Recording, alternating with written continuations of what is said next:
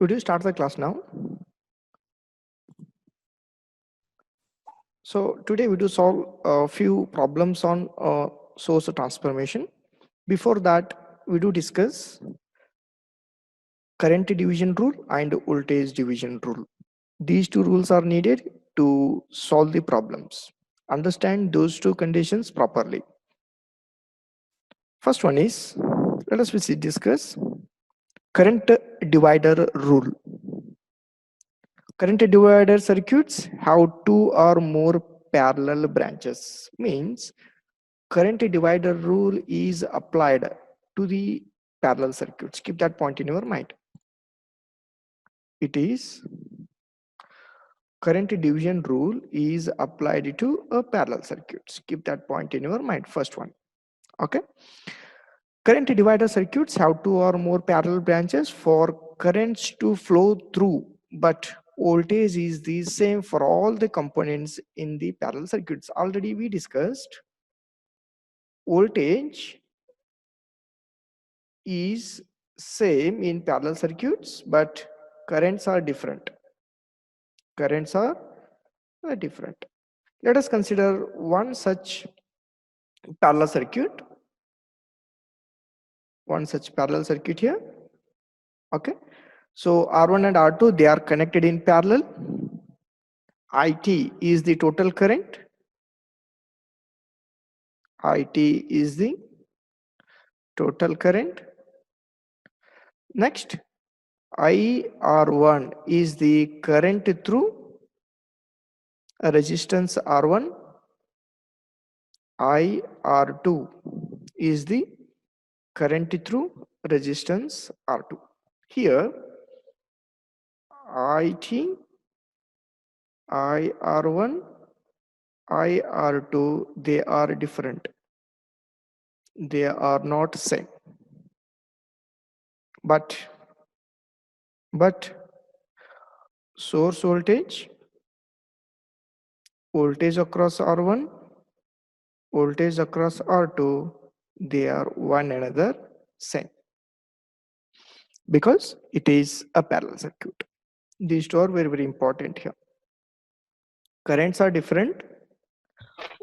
Source voltage drop across R1, voltage drop across R2, they are same. But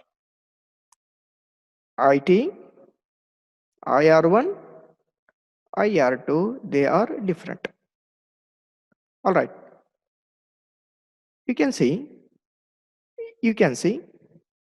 how to calculate IR1. Current divider rule. A current through IR1 equals to total current. It is IT. It is IT. Total current, opposite resistance divided by total resistance. Current through R2, total current, opposite resistance divided by a total resistance. Voltage division rule. Voltage division rule can be understood by considering the series circuit. All right. So it is applied to series circuit, whereas current division rule is applied to a parallel circuit. In the series circuit, voltage is divided, whereas current remains the same. Means voltage is different across each element, but current remains same. Keep these 2 points in your mind. Consider one series circuit here. Consider series circuit. In this circuit, current I is flowing. I can say IS, current through R1, current through R2 are one another same, but the source voltage across R1, voltage across R2, they are different. They are different here. So I repeat, in a series circuit, current remains same. Current from this source, current through R1, current through R2, they are one another same. But voltage drop across E, voltage drop across R1, voltage drop across R2, they are different. All right. What voltage division rule says? Voltage drop across R1 equals to source voltage into same resistance divided by total resistance. Similarly,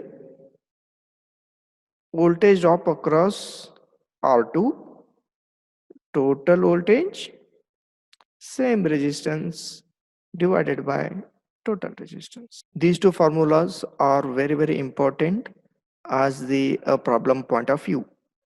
These two formulas are essentially used to solve the circuits. So you should be very perfect and you should be very thorough how to apply these current division rule and voltage division rule in future. Good. So keeping these 2 points in our mind, we do solve some problems on source transformation. Find V naught using source transformation. This is what is voltage drop across 100 ohm. This is asked the question here. What is voltage drop across 100 ohm?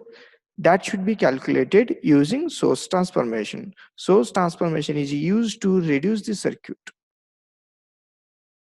It is used to reduce the circuit to its simplest form.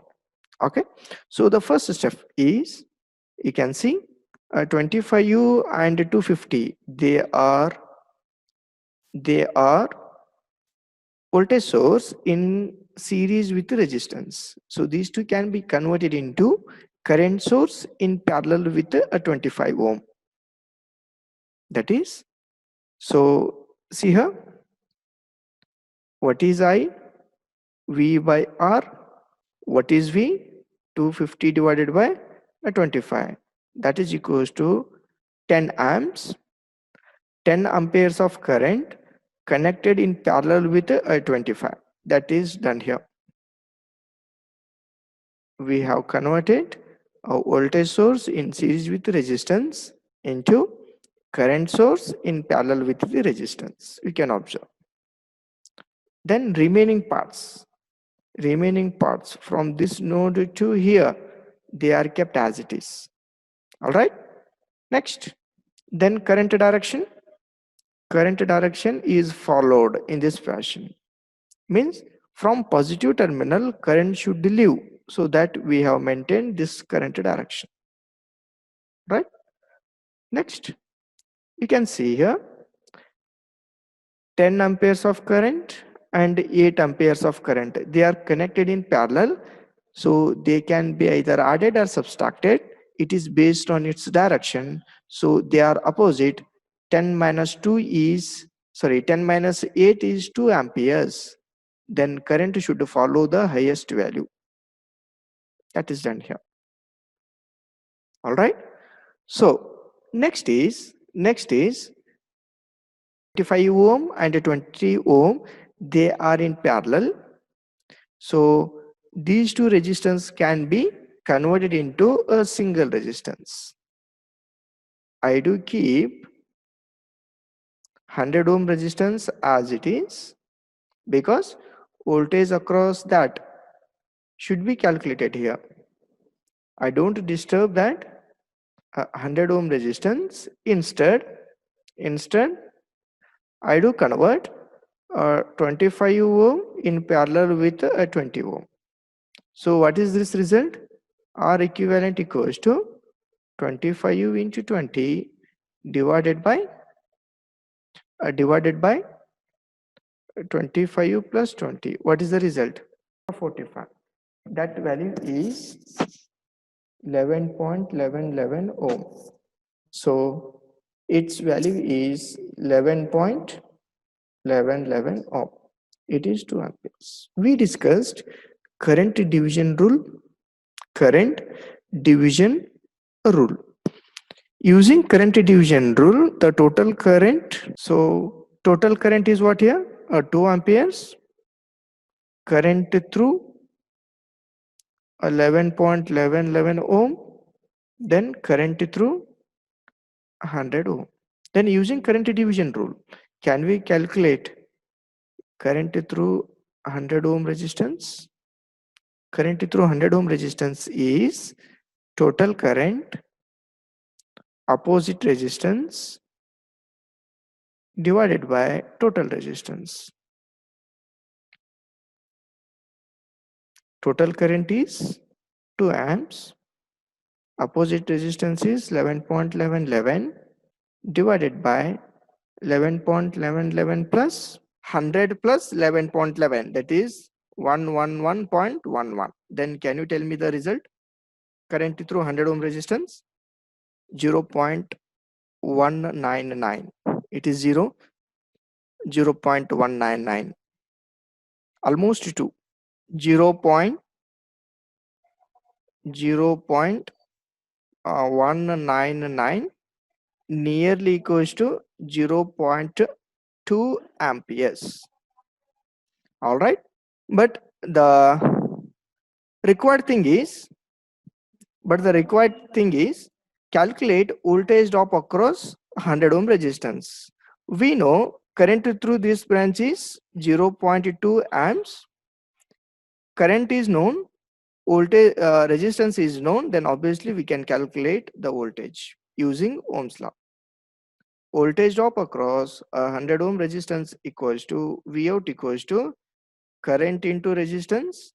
Current is 0.2, resistance is 100, then result is as 20 volt. All right.